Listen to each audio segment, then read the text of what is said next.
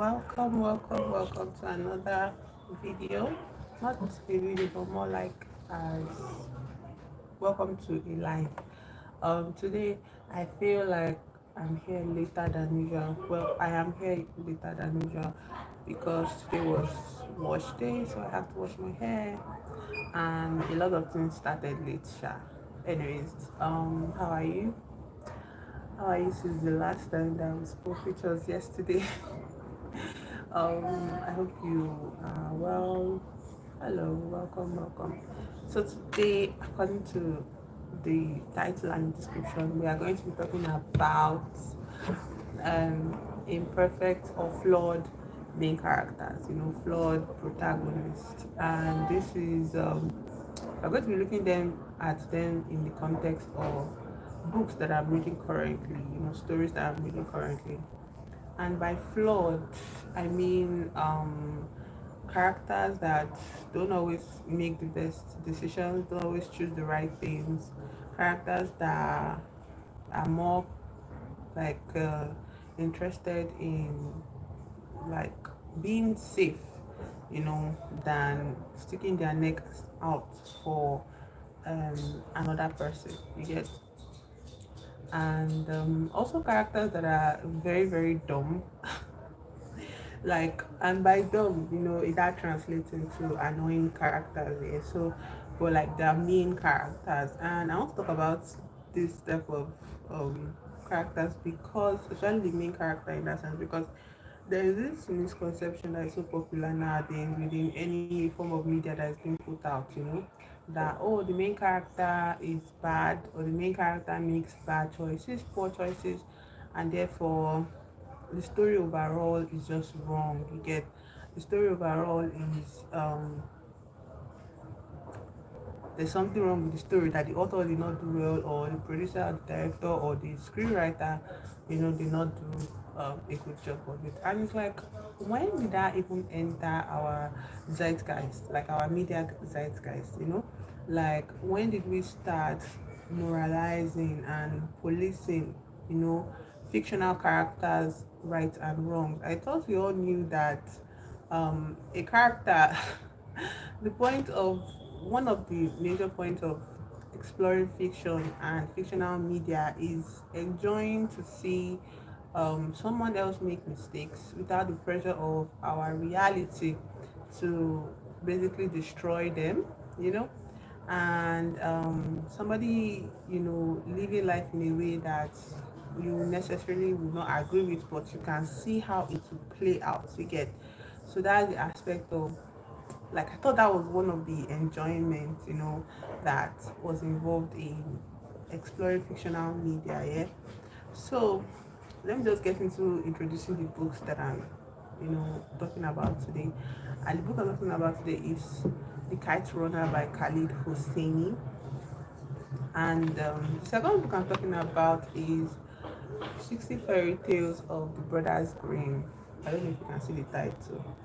So, anyways, in this fairy tale collection, I'm going to read one story that I recently read, and in that has a very flawed main character, and I'm going to read about the main character of this book. I haven't completed The Kite Runner yet because it's a very heavy book, but it is also a short book. So, like, you feel as if, like, when you're reading, you don't feel the pressure of, oh, this book is so much, I haven't gotten far, because so many things are happening, and they're happening in such a, like, deeply kind of upsetting way. Like, upsetting way, yes, because that's the point. We're dealing with a flawed main character, yeah. So let's start with the fairy tale guy first. So this story is very very funny, and I feel like if you have children, you can just tell the story to your child, like, if they are bored. Hello, I'm currently streaming from Nigeria. Where are you streaming from? Hi, my name is King. So today's the fairy tale I want to focus on is titled Hands in Luck. Oh, hi, welcome. Hi, today. Are you at work? Are you at home? What are you doing? So the title of this fairy tale is Hands in Luck. So I wish you guys would stay for the story, okay? And bear with me with the noise, that's how the country is, like, just this environment actually is noisy. So this story is about Hans, yeah, and Hans has been an apprentice for the past 7 years. So one day, as all apprenticeships must come to an end, like what we call it in Nigeria, freedom, yeah. So his freedom day came, and he was like, "Master, my time is up. I want to go home to my mother. Please give me my wages." Normal, yeah, normal. His master answered, "You have served me well and faithfully, and as the service has been, so shall the wages be." And he gave him a lump of gold as big as his head. So, like, imagine my head, because I know my head is a very big one. Yeah. So, imagine somebody giving you a lump of gold as big as your head or my head. Like, that's good. Yeah, there's no problem so far. So now the next thing, Hans took out his pocket handkerchief and tied up the gold in it, and then slung the bundle over his shoulder and started on his homeward journey. So Hans was like, "Fine, let me go home and meet my mother." As he walked along, now this is where the story starts getting interesting. Like I said, Hands in Luck is the title of the story. Yeah? As he walked along, just dragging one foot after the other, a man on horseback appeared, riding fresh and gay. And this context gave me just like happy, yeah? Along on a spirited horse. "Ah," said Hans, quite loud as he passed. "What a fine thing riding must be. You are as comfortable as if you were in an easy chair. You don't stumble over any stones, you save your shoes, and you get over the road you needn't bother how." The horseman who heard him stopped and said, "Hello, Hans. Why are you on foot?" "I can't help myself," said Hans, "as I have this bundle to carry home." It is true that it is a lump of gold. Now, the man did not ask him if you are carrying money or not. And I imagine, like, if you are on the road traveling with gold, you have sense to hide the fact that you are carrying a big head size of gold, yeah. But no, not Hans. Not Hans. "It is true that it is a lump of gold, but I can hardly hold my head up for it, and it weighs down on my shoulder frightfully." "I'll tell you what," said the horseman. "We will change. I'll give you my horse, and you shall give me your bundle."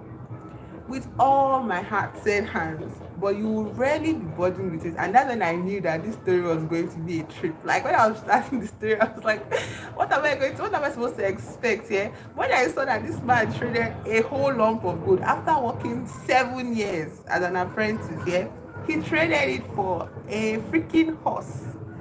I was like, okay, Hans is a special boy, special man. So the horseman dismounted, took the gold, and gave Hans. He helped Hans to climb the horse because Hans has never ridden a horse in his life. So Hans, stepped onto the horse, and the horseman said, "When you want to go very fast, you must click your tongue and cry, 'G up, G up.'"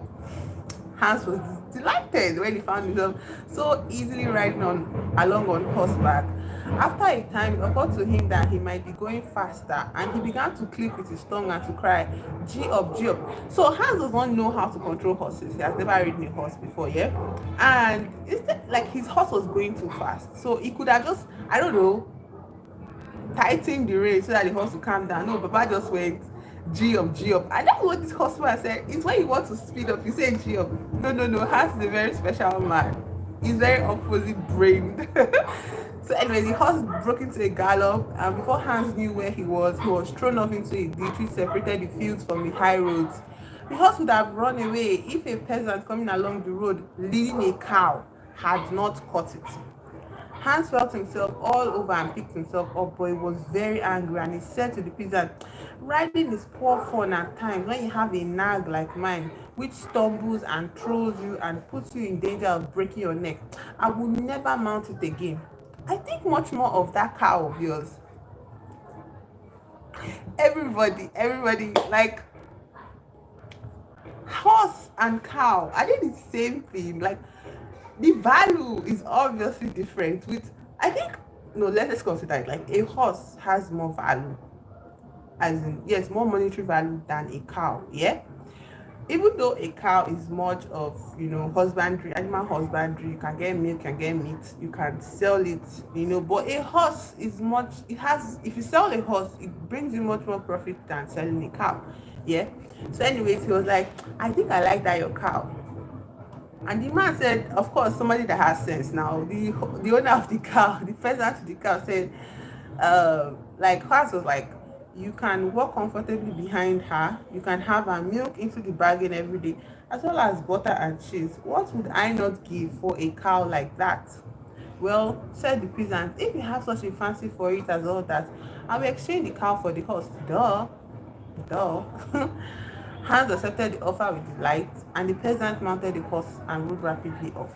So, I just is just a template of Hans' story in the sense like Hans in luck, he begins to, as he travels back to his hometown, yeah, he begins to meet different people along the way, and those people have a decreasing value in what they are holding. You get, but he keeps exchanging his one of seemingly higher value for those ones of lesser value. And I was reading it, I was thinking, Baba, where is the story going? Like, what is the moral of this story? Like, why is Hans like this? So the next person he meets, like just for an example here, the next person he meets has a what? Has a pig. A cow and a pig, obviously lesser value. He has this exchange with this person that has the pig, and the person that has the pig is described as a butcher, yeah. So the butcher says to Hans, because Hans is tired. He wants to milk the cow to drink milk because he's thirsty. But like the cow just kicks him on his head, with her hoofs. And then the butcher hands him a flask and say, "Here, take a drink. It will do you good." The cow can't give any milk, I suppose. She must be too old and good for nothing but to be a beast of burden or to go to the butcher. "Oh dear," said Hans. "Now, who would ever have thought of it? Killing the animal is all very well, but what kind of meat will it be? For my part, I don't like cow's flesh. It's not juicy enough. Now, if one had a nice young pig like that." So Hans is exhibiting some kind of signs of, what do you call it, covetousness, like, most of the time these people he meets, they are not offering their items in exchange for his. He just sees theirs and feels like he would like to have them. You get? And it's not like anybody's there like intentionally swindling him. He just starts complaining, and then he has his eyes on the person's item and he's like, "Your item, I want it." And the person is like, "You want my item that has lesser value than your item?" But the person doesn't spread it out for Hans because Hans is too caught up in his own way of thinking. So anyways, the butcher, what will he do? He agreed. He exchanged his pig for Hans's cow. You get? And then Hans went on his way thinking how well everything was turning out for him. But then there's another thing about Hans' mindset that you have to keep in mind. Yeah, Hans is seeing everything as stuff working out for him. You know, Hans went on his way thinking how well everything was turning out for him. Even if a mishap befell him, something else immediately happened to make up for it. Soon after this, he met a lad carrying a beautiful white goose under his arm. They passed the time of day, and Hans began to tell him how lucky he was and what successful bargains he had made. The lad told him that he was taking the goose for a christening feast. "Just feel it," he went on, holding it up by the wings. "Feel how heavy it is. It's true they have been stuffing it for 8 weeks. Whoever eats that roast goose will have to wipe the fat off both sides of his mouth." So Hans is still reiterating his story of how he has exchanged gold for horse, and how he has exchanged horse for cow, and how he has exchanged cow for pig. So of course, somebody that is with a goose will feel like, I can exchange this my goose for his pig, which is what Hans agrees to. Hans is like, "Wow, a goose! I can even use her feathers for this thing. I can use her feathers for my stuffing in my pillow." You know. Then the lad looked cautiously from side to side. God. "Now look here," he began. "I don't think it's all quite straight about your pig. One has just been stolen out of Shelty Star in the village I have come from. I fear it is the one you are leading. They have sent people out to look for it, and it would be a bad business for you if you were to be found with it. The least they would do would be to put you in the black hole." So he kind of frightens Hans into, agreeing to exchange his pig for his goose. You get, which it goes along well. Anyways, they exchange it, and Hans feels lucky that he's not walking around with his stolen property. So he keeps on going, keeps on going. Sorry, it's the noise too much. Let me.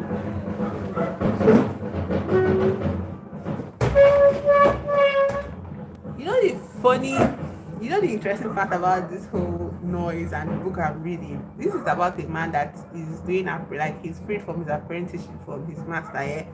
And this event outside is actually an apprentice that is, you know, getting their freedom. So what are the odds? What are the odds? I think the stars are aligned or the sun is aligned.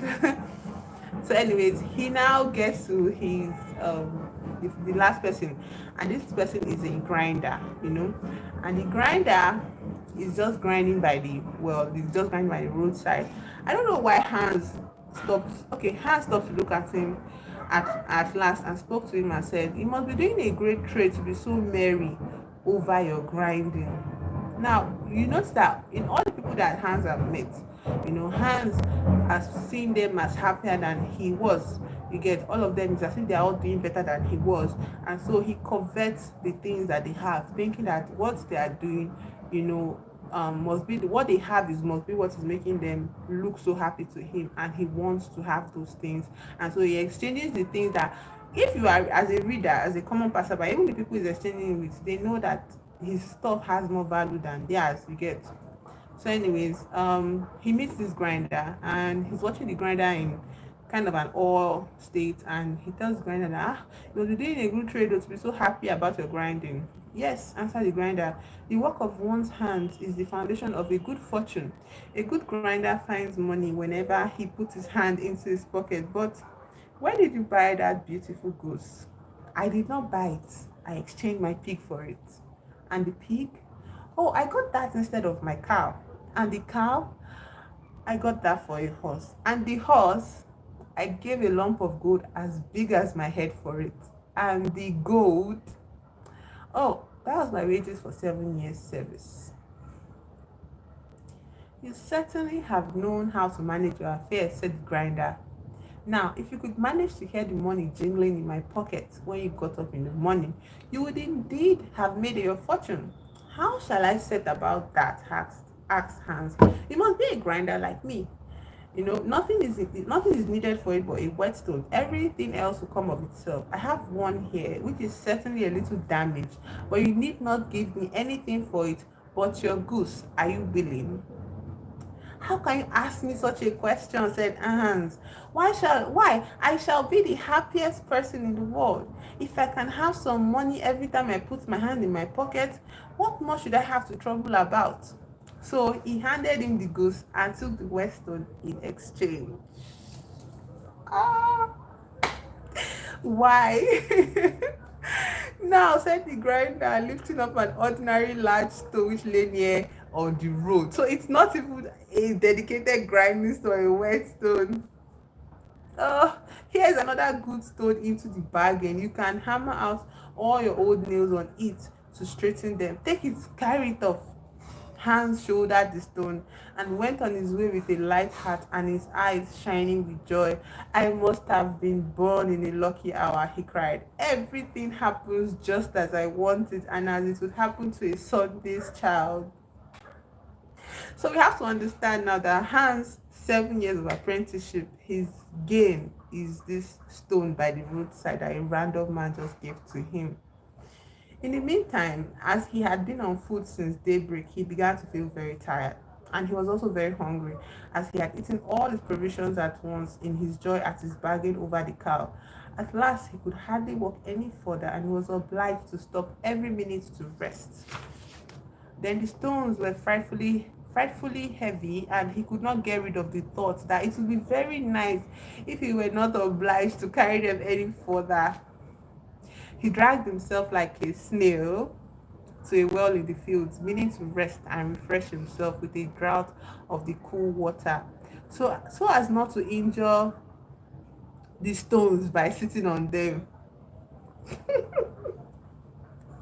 He lay them carefully on the edge of the well. Then he sat down and was about to stoop down to drink when he inadvertently gave them a little push, and both the stones fell straight into the water.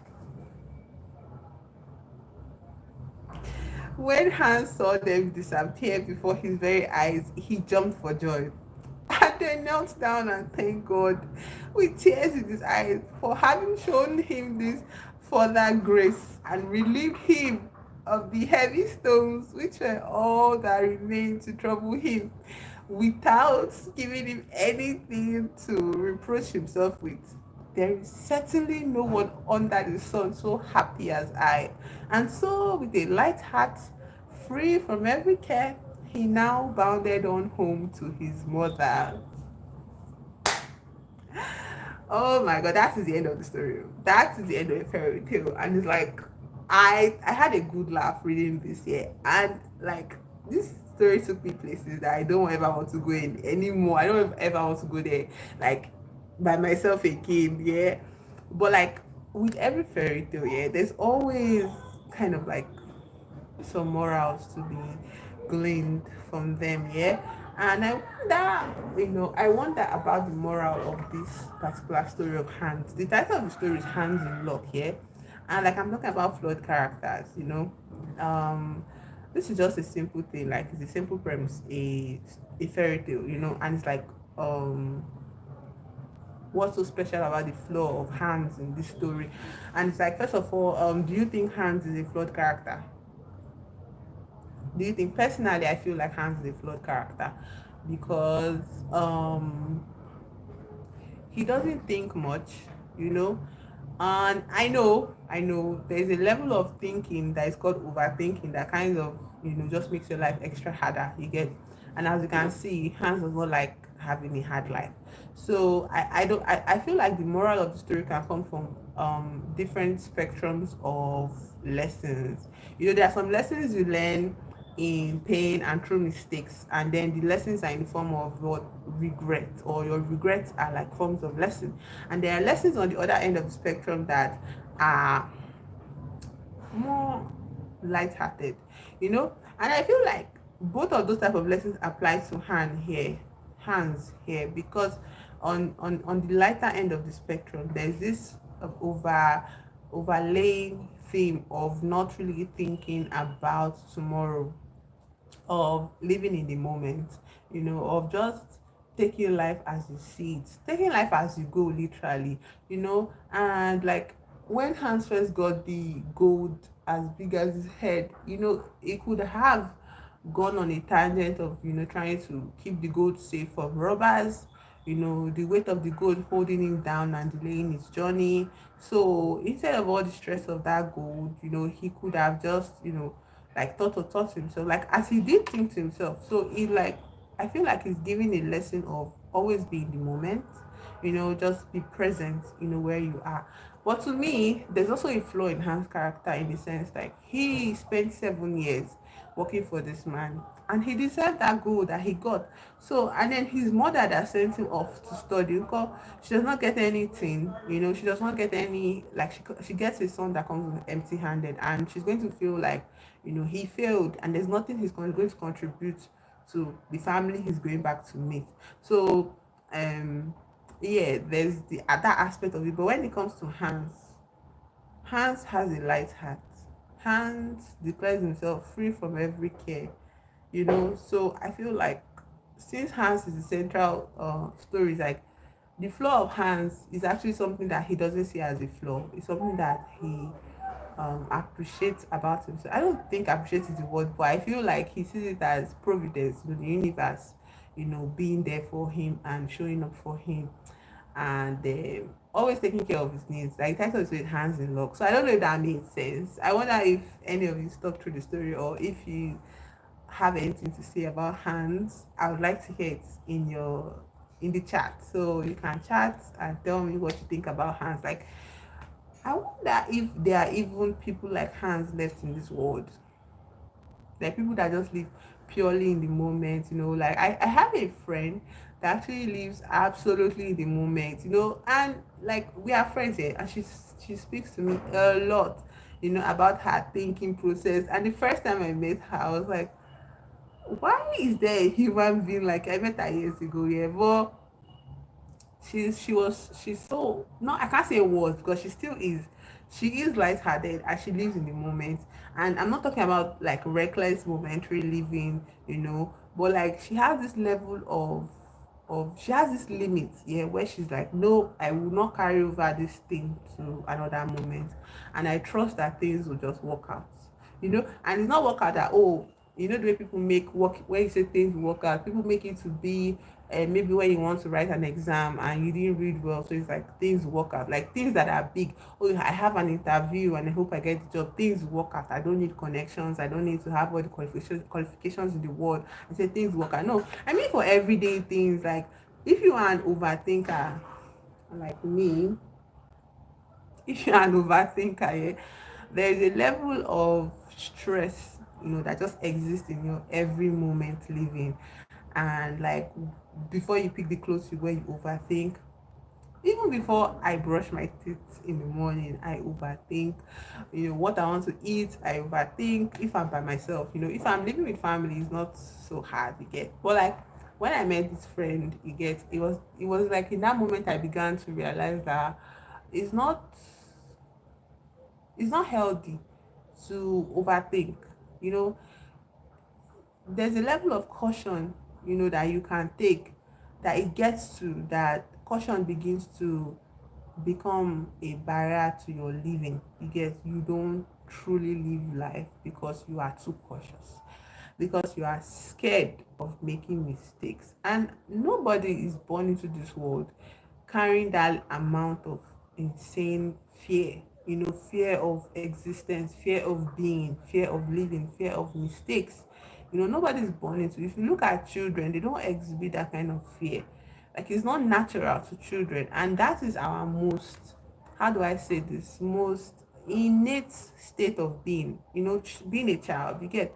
And there's no child that walks around truly scared of anything. You get. They always act as if their body is bulletproof, injury proof. And even if a child gets injured this moment, it does not mean that child is going to determine that tomorrow I'll not play because I injured. That child will carry that injury to the playground with his friends, and they will all, your injury is so cool or it's so interesting, and forget about it and continue playing. So I feel like as adults, if you walk around with like an insane level of fear, and desire to be cautious, and then there's a lot of overthinking, at that point I feel like stories like this are important to read. Yeah. I feel like stories like Hands in Lock, fairy tales that, you know, don't have this big premise. How many pages? It's just like 3 pages of work. Yeah. Um I think it's good to indulge in fairy tales like that to remind ourselves that at the end of the day, you know, life doesn't have to be that serious. You know, and I think that's the fun of having a flawed character. Hans is simple. Hans is special in the sense like he's definitely not a run of the mill guy. It's not like other apprentices, obviously. So yeah, what I see in him as a flaw is actually like a lesson to me that I don't need to take like that seriously. There's nothing serious going on. There's nothing serious going on. And from this very simplistic style of flaws, I want to go to the next book that I intended to discuss on this stream, which is The Kite Runner by Khalid Hosseini. Can you see it? My puzzles are still here, so by the time, maybe if I finish this book, I was talking about this book before my timing, before 1 hour is up, maybe I would touch a little on the puzzles on the table. But I want to talk about this second book, The Kite Runner. Now, um The Kite Runner is um from a first person poem. This character named Amir is the only child of a very influential, powerful man from that lives in Afghanistan. Afghanistan before the war, before America. And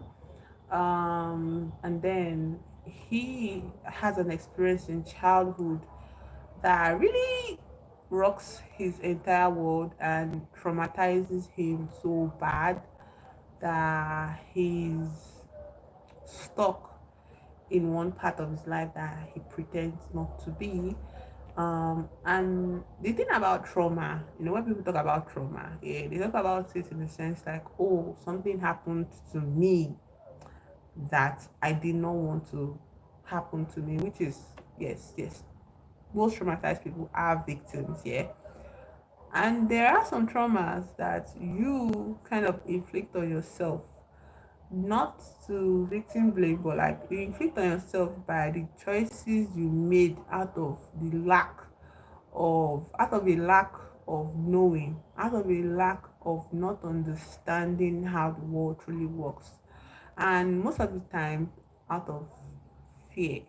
Okay, fear is one of the sources of traumas, yeah, and fear is central to any trauma, you know. So, and what is this particular trauma that this main character goes through?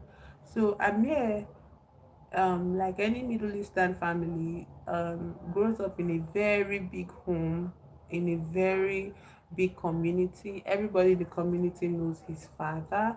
Everybody in the area, like his father is not just influential in mouth. His father, um, what his father is like this type of man. Everybody, like, I don't know if you know this type of parent where your parent seems to be larger than life because you know so many people around you as a child look up to your parents because your parent is helpful, your parent is helpful to the community, your parent is a source of advice to the community, and your parent is seen as a beacon of humility and kindness and generosity, mostly generosity. Yeah. And so that is Amir's father's status in the society. And unlike his father, Amir is the complete opposite. Yeah. And Amir is just a child at this point. It's like, how old? Maybe 10, 11 years. But like I feel the way Amir writes and narrates his childhood, you'll be made aware of the huge burden that Amir carries about trying to fit in his father's shoes.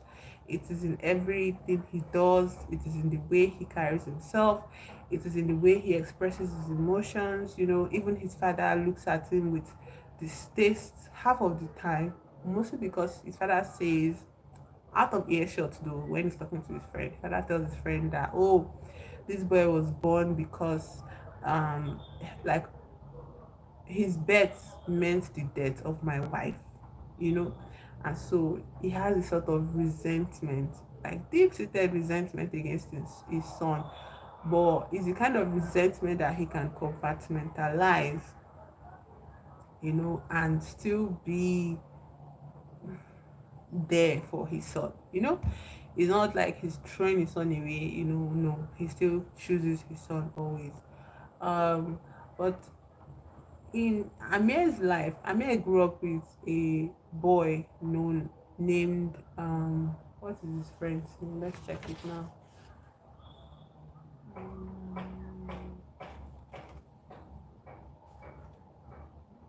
Hassan. Yes, Hassan. So Amir grows up with a friend, um, with a boy of the same age named Hassan. And Hassan is in his life because his father is kind of a sworn slave. No, let's not say the word slave.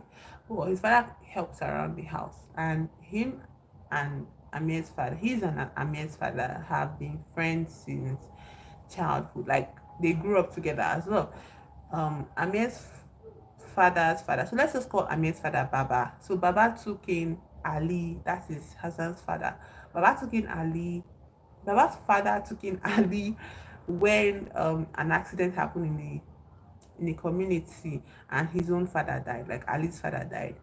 And so to make up for that accident, the family of Baba took in um Ali, and then Ali grew up with a Ali had polio, yeah. So Baba grew up healthy and Ali had polio.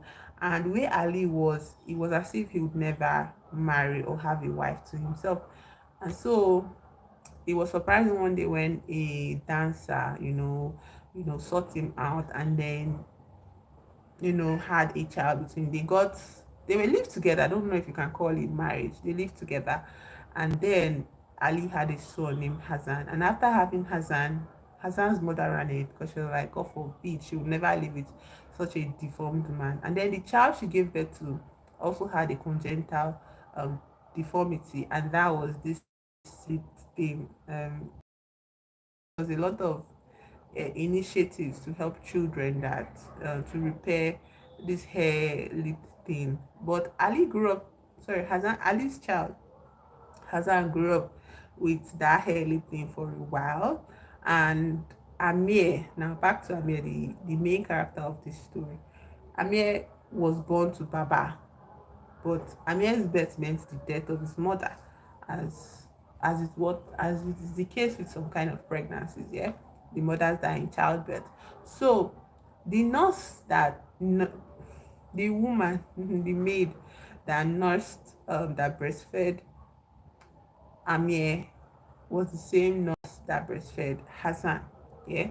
And so they are kind of brothers in a sense. Like they saw themselves as brothers growing up, and they were really close to each other.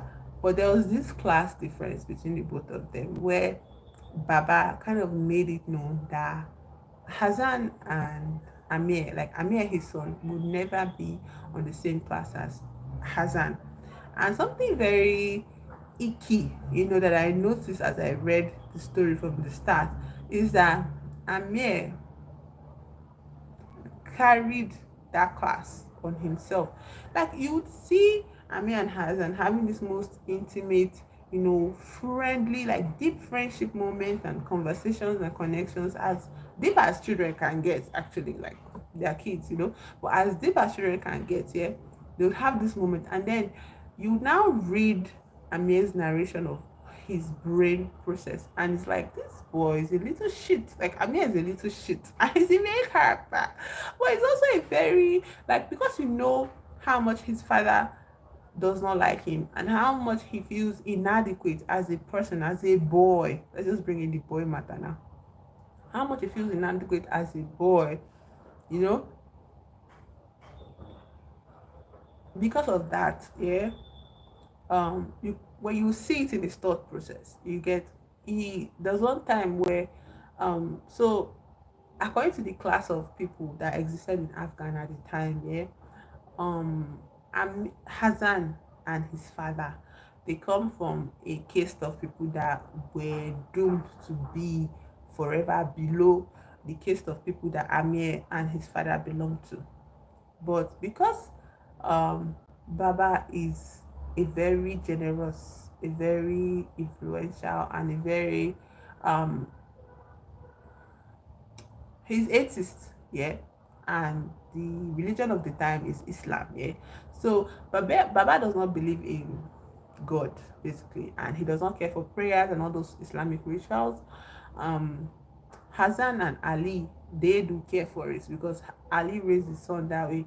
But their differences in religious identities does not affect their relationship, and I mean this is between Baba and Ali. Um, so I say all this to say that Hassan was not sent to school, only Amir. Amir was sent to school while Hassan stayed at home, did house chores, cleaned everywhere, waiting for his friend to come back from school. And when his friend came back from school, they would go for walks in different, gardens, and Amir would narrate stories in the books that he read, at school, the things that they taught them at school, he would tell Hassan. But he didn't teach Hassan how to read. He never tried to teach Hassan how to read because one thing about Amir that he harbored in his thought. He harbored a sense of inferiority towards Hassan. He felt like Hassan was more of a man, like was more of the boy that his father would appreciate than he could ever hope to be. There was a manliness there was a bravery to a masculinity. Let's not say manliness because he's a child, but they are children, yeah.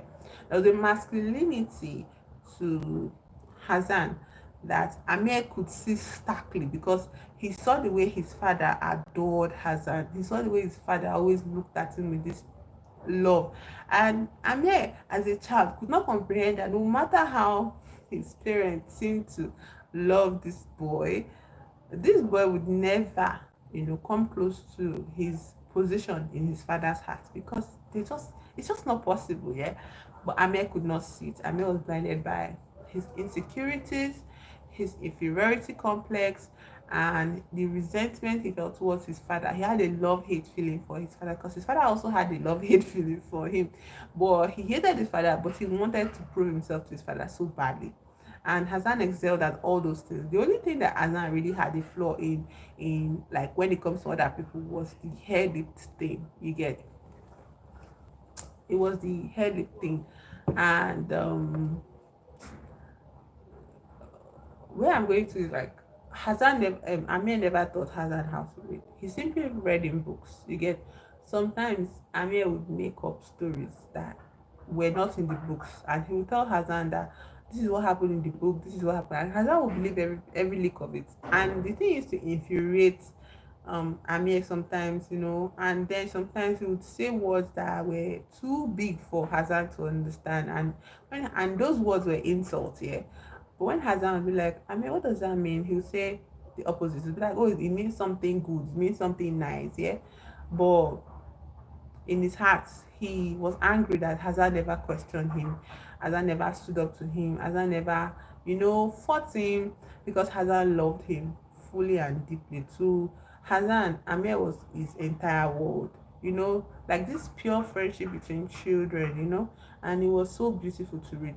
But as beautiful as it was to read, it was also painful and annoying to also see the narration from this person that obviously does not like his friend. Yeah, like he loves Hassan, but he also hated him to an extent, because he was an embodiment of everything he could not ever hope to be. And I don't know, I feel like that's what I'm talking about, flawed characters. Yeah, my title of my life is flawed characters, and it's like when people see flawed characters in media, and they immediately go to this person is bad, it's like, duh, yes, he's bad. That's the point. That's why we are here. Okay, how easy is it to just see somebody written as good, and the person written as good in their brain, and the person being a Mary Sue or being a perfect character? Like, get out of my screen. That's like, that would be so boring. That does not require any mental, acuity. That does not show, that was not reflective of any form of writing talent, any form of writing ability. How do you showcase the beauty in your work when you cannot contrast two things, two opposing ideologies? Yeah, how can two things exist in one person, in such a way that you are angry at the person? Like, writing flawed characters, should elicit you to think, to develop a level of emotional intelligence that you usually might not be able to process if you see it in the real world, because you don't know how that works. You get, and I don't know if I'm making sense, yeah. I hope I'm making sense, But like, I'm just thinking about this story. Like, off the jump, I was so uncomfortable, and I was so angry. I felt like I don't want to be on this character's side, and I'm not on his side till now. Yeah, I'm not on his side, but at this point in the book where I'm at, there's a tragedy. There are like several tragedies that have occurred, back to back to back, and I have cried for this Amir's sake. But Amir is shitty, you know. Amir is carrying trauma, like a lot of trauma. Okay, I was talking about the trauma that Amir, wreaked upon his own self, and is related to Hassan basically. Um, how there's something called kite running. That's what it's an event where children all over the neighborhood would spend all of like any period of their summer holidays preparing a kite, building a kite. And I'm not really familiar with the kite building process, so most of the time I had to really use my imagination to like piece together what he was writing. But it's a very descriptive book, so I don't think you'll be lost when he's talking about kite building and all of that. So anyways, should I put it here? So, anyways, this kite running event happens, and for Amir, it's a serious business, because he wants to show his father, to prove to his father finally that he's a man. You know, you're just a child. Like, why do you feel? Oh, it's not his fault. It's his father that wants to make him to be something, wants him to be something that he's not. You know, something he's not ready to be, or something that he's not actually. So the kite running event happens, and Amir and Hazan pair up as besties, yeah. And the way it happens, Hazan is pivotal to Amir actually being the winner and also getting the kites, yeah.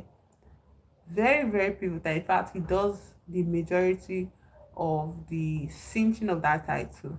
But the thing is that in that same street, because of the classism and the casteism that is present in their society, Hassan is targeted by a group of bullies, and these bullies have not actually let them have peace. You know, they've always been in the background, you know, harassing them, and they used to know how to avoid them. But because it is a kite running event, there are only so many routes you can use to avoid these boys. So now, what happens is that as Hazan is coming back to meet Amir, you know, so that they can go home and celebrate that, oh, you know, we won. He's tackled by these boys, and they're a gang of boys. They're the same age, but they have numbers, and the leader of the group is very huge. So he's like, they pin Hazan down. And so Amir is looking for Hazan frantically all over the streets for the kite. He wants the blue kite. Hazan is with the kite, and he's like, I'm not giving you people the kite. He's talking to the gang now. And Amir approaches them. But for some reason, Amir stands back and he does not confront what's happening. He does not like break up the gang fight. And the thing is that Amir's status as a higher class citizen would have protected Hazan to an extent. You know, I don't think the extent of assault that Hazan experienced in between those gang of boys would have reached that extreme level if Amir had simply just said something. But Amir waited in the wings until those boys did what they went to do to Hazan. And Hazan, and they left him on the floor. And still, Amir did not approach him. Amir ran off away as if he has not seen anything that happened. And then he started walking back towards where Hazan was. And then Hazan came out, you know, wearing his clothes and pretending that nothing happened to him. And he was like, Amir, take your kites. And Amir was like, what took you so long? Where were you? No, pretending he did not see it. And so both of them went back home. And when they went back home, Amir's father, Baba, was so proud of him, lifted him up on his shoulder, started telling everybody that this is my son, this is my son, this is my son. But like in that moment, when Amir was looking at Hassan being all downtrodden and, you know, sad, Amir felt like all of the praise that he had worked so hard to get from his father was empty. It was useless. Like he had everything he ever wanted, acknowledgement from his dad, and it was just a lump in his throat. It was not worth it. It was not worth, you know, the sacrifice of his friend. So, anyways, that's how Amir ends up traumatized because he begins to hate himself more intensely, more deep self-loathing, you know, grows within him. He resents himself. He has only bad thoughts, and he begins to resent Hassan because Hassan never, ever, ever, ever confronts him about it. Because Hassan did not know that he was there here, that he saw anything. Hassan was just hiding his shame, and the way, you know, anybody does after they've been assaulted. You know, they want to hide in shame. But Amir could not take it. You know, he wanted Hassan to hate him. He wanted Hassan to not love him as a friend anymore, and he did everything possible to make sure his father chased them out of the house, which his father refused to do. Until one day, Hassan tells his dad what happened, and because of that betrayal, that level of betrayal, I mean, Hassan's father Ali pieces it together that for Amir to be trying so hard to kick them out of to get them kicked out of the house, that means he must have known, you know, what happened to Hassan, and he did nothing. So it was like the ultimate betrayal. And Ali also loved Amir like his son. Do you get? So it just felt wrong. You know, if you read it, you'd see like the way it's being described, just heartbreak all over. and Baba begs Ali to stay, begs Hassan not to go, begs them that nothing could ever change his love for them, and they're like, no, I think it's time we leave. I think it's time. There's no space for us in this house anymore.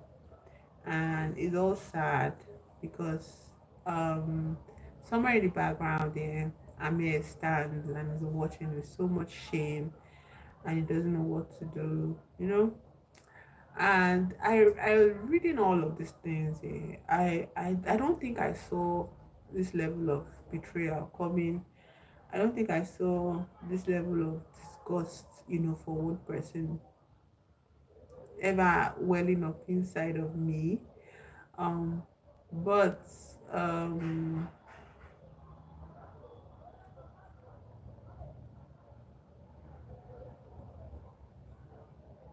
I had to process it because in that moment, reading the book, I have to accede Amir's humanity to him. I have to accede Hazan's humanity, Baba's humanity, to everybody. It has to be like, oh, okay, you're an actual human being and you are flawed, and you are flawed, and there's something wrong with you.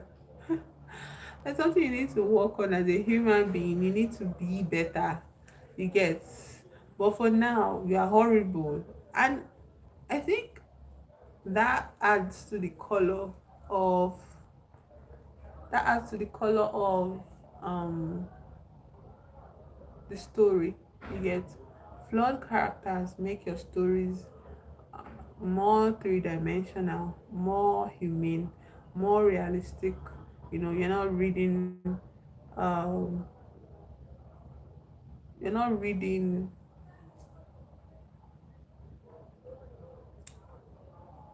what do you call it?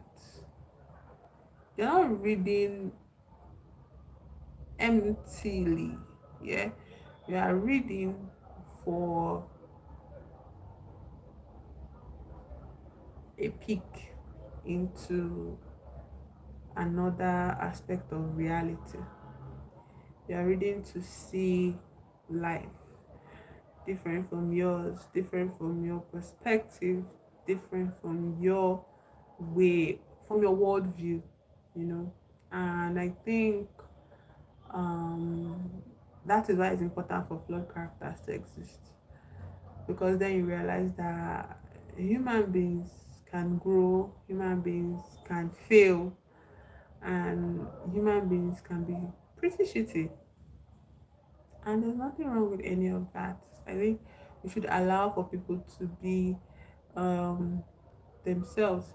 And I feel like the diversity of interacting with different kinds of flaws, even in fiction, allows you to be more open to the um, presence of diverse human beings in your everyday life. We can't all be the same. And I feel like people that are crying about flawed characters usually cry about it because they like sameness. They want to be safe. They want to know what is what. But the funny thing about people that cry about wanting perfect characters is because there is no freaking way they themselves are perfect, you know, and yet they still have rich lives. They have friends, they have families, they interact with different people, they date different kind of people, they just interact with a host of different people, and they themselves are different. They are a type of difference in humanity that exists, just by being. And it's like, if you cannot even begin to shake how diverse you are as a person just by yourself, why do you want other people to be safe for you to process? Why must other people conform to this uniformity of goodness and moralizing, and sameness, just for you to be okay? Why? And I feel like when people make demands of media and fiction to be clean, sanitized, safe, you know, they miss out. They lose the whole plot. That is not why you're here on earth. You're not here on earth to be safe.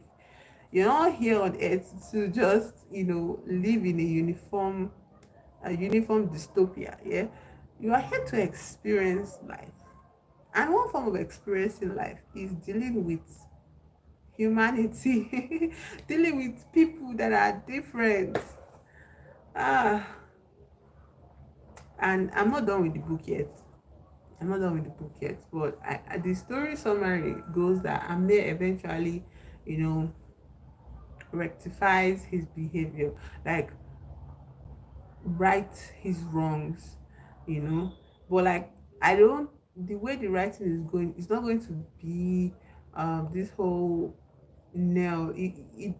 So far what I've read, it hasn't been this whole moral nail hanging over his head that, oh, God will punish you because you are bad, you know, or things will not work out for you because you are bad, you know, or because you did wrong, you know. It's more of just beginning to see a different perspective of life in such a way that he realizes that, wow, okay, the trauma I feel about the trauma of the wrongs and the betrayal I have and hurt I have caused an entire family cannot allow me to be judgmental of other people I meet that have flaws as well. Because eventually, he meets a girl that he really likes, but this girl has had a previous relationship with a man that she ran away from. Meanwhile, he kept himself for this while. It's not like he kept himself, he didn't really have any opportunity to date. That's what I believe. But let's just say he kept himself. He eventually meets a woman that he likes, and he's besotted immediately. He wants to be with her. But according to their customs, you can't just touch a girl that you're not going to marry. You can't even speak to her, you can't give her gifts, you know. There is a culture, a tradition to follow. And he eventually asked his father to make the move on his behalf to ask her hand in marriage. But she tells him that I have to tell you about my past. And my past is that I ran away with a fellow Afghan guy. And we did this, we did that until my father came and dragged me out of that nonsense. And um, will you still want to marry me knowing that I am so flawed? And guess what Amir says? Amir says that, of course, it's hurting a bit, you know, to hear that she was not this whole kept, you know, virginal kind of girl, you know, that, you know, all the men in their culture expect women to be for them on their first marriage, you know. Um, she was experienced. And he says, um, who am I? In his thoughts, you know, when she's asking him, he thinks about it and it's like, he thinks to himself, like, who am I to hold somebody's mistakes and wrongdoings over their own head as if I'm any better? You know, at least she came back home and she, you know, righted her wrongs. You know, she tried to live a very respectable life with her parents. He has not still made up for the thing he did to his best friend Hassan how many years ago. He doesn't even know if Hassan is alive. You know, so he cannot go around judging, you know, people, judging somebody else for living their life, you know, and making mistakes and being flawed. So I feel like when we interact with flawed characters, you get, when we interact with flawed characters, it helps us to be more gentle on ourselves because we begin to see that, oh, it's possible that the kind of flaw that I am is not something that disqualifies me from love, you know, from friendships, from opportunities, from goodness coming my way. You know, I don't need to push away every hand of kindness that comes to me just because I am flawed. I am still deserving of the things that I want, you know. I still deserve, you know, to live the life that I dream of. I still deserve my dreams coming true, even if I'm flawed, you know. And that's the thing about this being angry about or people, the way people are demanding for good people to be the main character and have all the attention is like we are now kind of moralizing deservability. You don't deserve good things because you are flawed. You don't deserve good things because you did something bad in the past. And it's like that's not how the world works. That's not how any of this works. I like that today when Americans go. That's not how any of this works. That's not how any of this works. Like that is my favorite thing.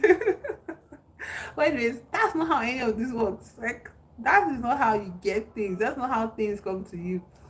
You know, You don't need to push things away from you, things that you want away from you just because you feel you've done something bad in the past. And that is why we need to interact with more flawed characters in our media, in fiction. And I have gotten to the 1 hour mark. I'm going to the 1 hour mark. Okay. Oh, my this thing went off. Attention is locked. Alright. So I am going to end my life here, and tell me what you think in the comments, in the chat. Please subscribe, and I'll see you in the next one. Bye bye. Read more books with flawed characters, please. We need it. We need your perspective. We need your insights. Bye.